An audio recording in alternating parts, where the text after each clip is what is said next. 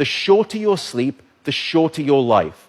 The decimation of sleep throughout industrialized nations is having a catastrophic impact on our health, our wellness, even the safety and the education of our children. It's a silent sleep loss epidemic, and it is fast becoming one of the greatest public health challenges that we face in the 21st century. The disruption of deep sleep is an underappreciated factor that is contributing to cognitive decline or memory decline in aging, and most recently we've discovered in Alzheimer's disease as well. There's a structure that sits on the left and the right side of your brain called the hippocampus. It's very good at receiving new memory files and then holding on to them. Yet in those people who are sleep deprived, we actually couldn't find any significant signal whatsoever. Without sleep, the memory circuits of the brain essentially become waterlogged, as it were, and you can't absorb new memories.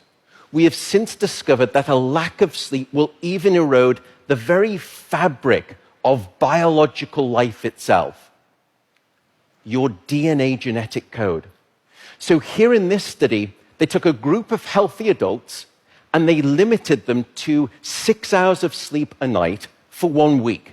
And then they measured the change in their gene activity profile relative to when those same individuals were getting a full 8 hours of sleep a night. And there were two critical findings.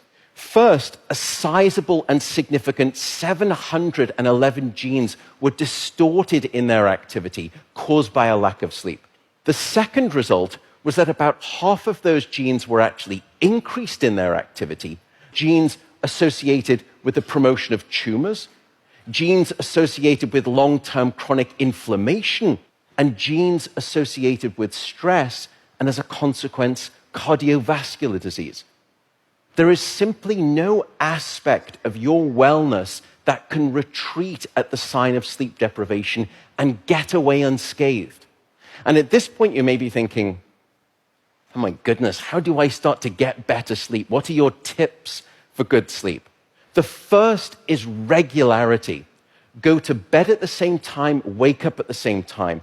No matter whether it's the weekday or the weekend, regularity is king, and it will anchor your sleep and improve the quantity and the quality of that sleep.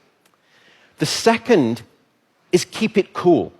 Your body needs to drop its core temperature by about 2 to 3 degrees Fahrenheit to initiate sleep and then to stay asleep. And it's the reason you will always find it easier to fall asleep in a room that's too cold than too hot. So aim for a bedroom temperature of around 65 degrees or about 18 degrees Celsius. That's going to be optimal for the sleep of most people.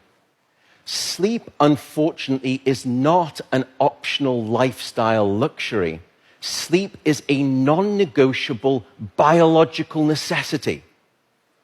It is your life support system. And with that soapbox rant over, I will simply say good night, good luck, and above all, I do hope you sleep well.